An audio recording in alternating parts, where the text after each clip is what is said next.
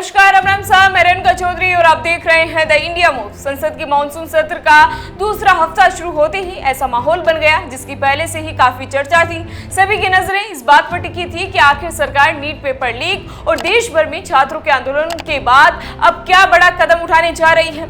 जैसे ही संसद की कार्यवाही शुरू हुई, माहौल पूरी तरह गर्मा गया।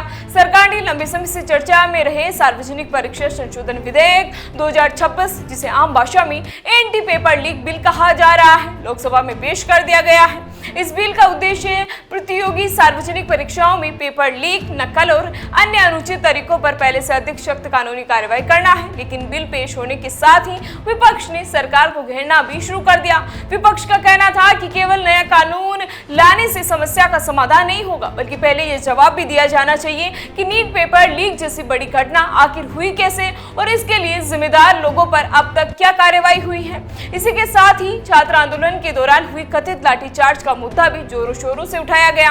राज्यसभा में कांग्रेस की ओर से प्रमोद तिवारी ने इस मामले में अमित शाह से जवाब मांगा और कहा कि छात्रों के साथ हुई कार्रवाई पर सरकार को अपनी जिम्मेदारी तय करनी चाहिए। इसी के साथ राज्यसभा में मल्लिकार्जुन खड़गे ने भी इस मुद्दे को लेकर गंभीरता जताई और ये बेहद महत्वपूर्ण मामला भी बताया और इस पर नियम 267 के तहत विस्तृत जांच होने की बात भी कही। सुनिए video. That the boys were beaten and they were glad. हालांकि उनके बोलते ही सदन में शोर शराबा बढ़ गया और कार्यवाही स्थगित भी कर दी गई। इसी बीच केंद्रीय मंत्री डॉक्टर जितेंद्र सिंह ने विपक्ष के हंगामे और नारेबाजी के बीच एंटी पेपर लीक बिल औपचारिक रूप से सदन में पेश कर दिया। सुनिए video.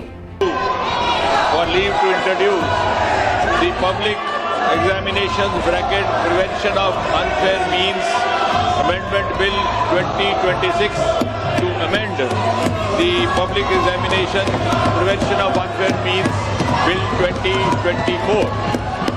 Thank you, Speaker sir. Bill पेश होने के कुछ ही मिनटों बाद लोकसभा में भी शोर शराबा इतना बढ़ गया कि कार्यवाही दोपहर 2 बजे के लिए स्थगित करनी पड़ी।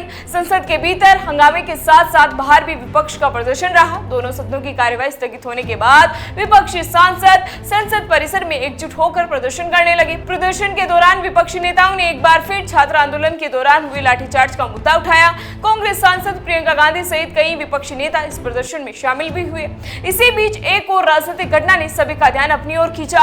शिक्षा मंत्री पद से इस्तीफा देने के बाद पहली बार संसद पहुंचे धर्मेंद्र प्रधान का एनडीए सांसदों ने मकर द्वार पर जोरदार स्वागत किया। यानी अब संसद के मानसून सत्र के दूसरे हफ्ते का पहला दिन पूरी तरह राजनीतिक टकराव, आरोप प्रत्यारोप, हंगामे और विरोध प्रदर्शनों के बीच बीता।